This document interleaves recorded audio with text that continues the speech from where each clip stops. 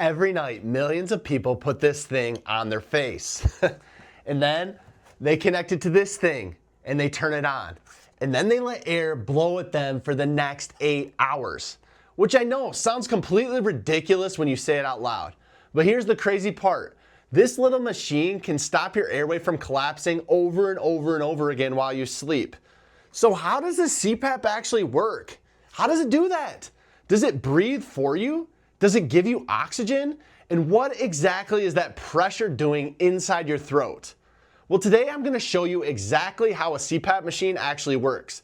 And I promise we're going to do it without turning this into a medical school lecture. Hi, if we haven't met yet, I'm Brandon from Parkway Sleep. And every week we make videos to help you sleep better, understand your CPAP, and make this whole CPAP thing hopefully a little less frustrating.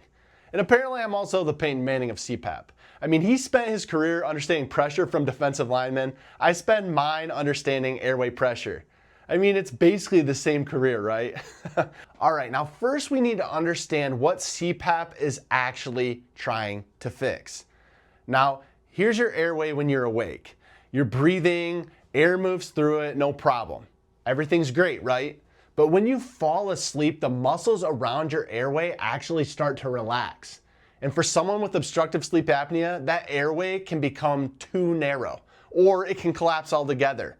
Now you're trying to breathe, but air, it can't move properly. So your oxygen starts to drop. Your brain realizes, wait, there's a problem. They're like, hey, we're not breathing. So it basically wakes you up enough to reopen that airway.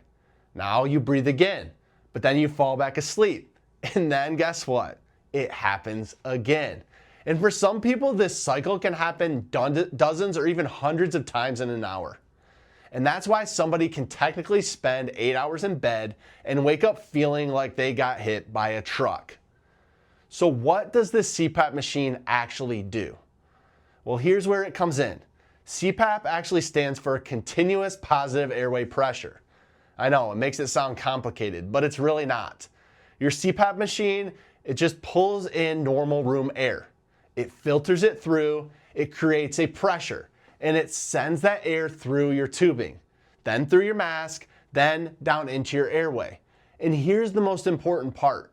CPAP, it isn't normally breathing for you. Instead, that gentle pressure acts almost like an air splint that helps keep your airway from collapsing. Think about it like a floppy garden hose.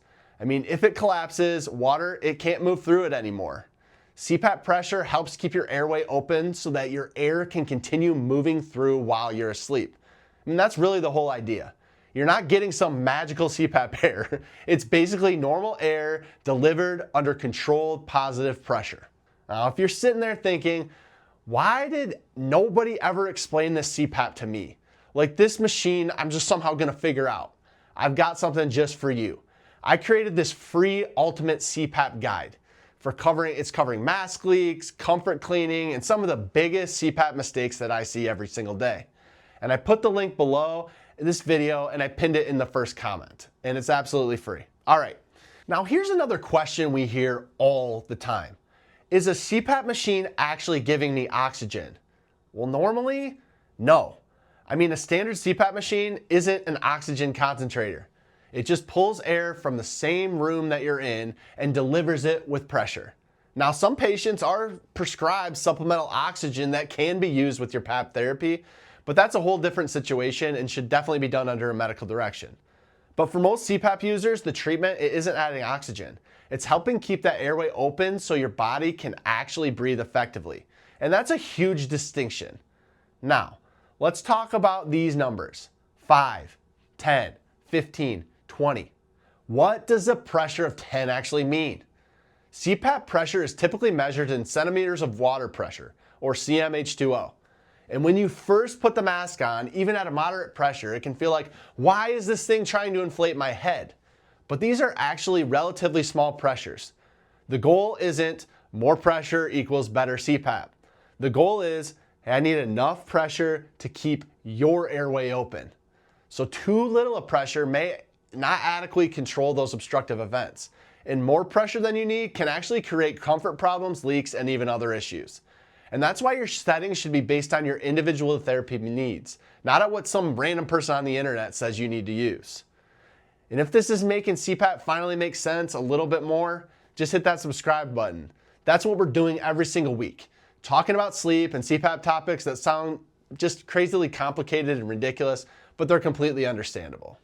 Okay, now let's talk about the difference between CPAP and AutoPAP. Now, there's one more thing that confuses people all the time. Now, you might hear the word CPAP, but then you might also hear APAP or AutoPAP. Now, traditional fixed CPAP delivers a prescribed pressure during therapy. An auto-adjusting CPAP can operate within a prescribed pressure range and adjust pressure as your needs change during the night based on breathing signals it detects. So why might your needs change? Well, your sleeping position, different stages of sleep, changes in your airway. So your machine might determine, hey, everything looks good here. And then later on in the night, I think we might need a little bit more pressure. And then it adjusts accordingly within those pressure settings. It's pretty smart for a little box just sitting on your nightstand. So here's a CPAP in about 20 seconds. If you remember nothing else from this video, I want you to remember this. Obstructive sleep apnea causes your airway to narrow and collapse while you're sleeping. The CPAP pulls air in from the room. It starts to create positive pressure. It sends it through the tube and then into the mask. And that pressure holds your airway open. So then you breathe. Your machine helps keep that pathway open. That's CPAP. It's not forcing oxygen into you. It's not usually breathing for you at all. It's basically giving your airway a little structural support using air, which is actually pretty amazing when you start to think about it. Now I'm curious, what confused you the most when you started using CPAP? Was it the pressure, the masks, the leaks, the humidity, maybe your AHI, something your machine started doing that still may make absolutely no sense? Please put it down in the comments because I read them and your questions give me some of the best ideas for future videos. It might just help other people. And if this helped you understand your CPAP machine a little bit better, hit subscribe because every week we're making CPAP and sleep easier to understand.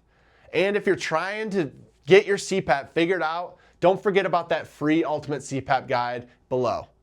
Thank you so much for watching, and we'll see you on the next one.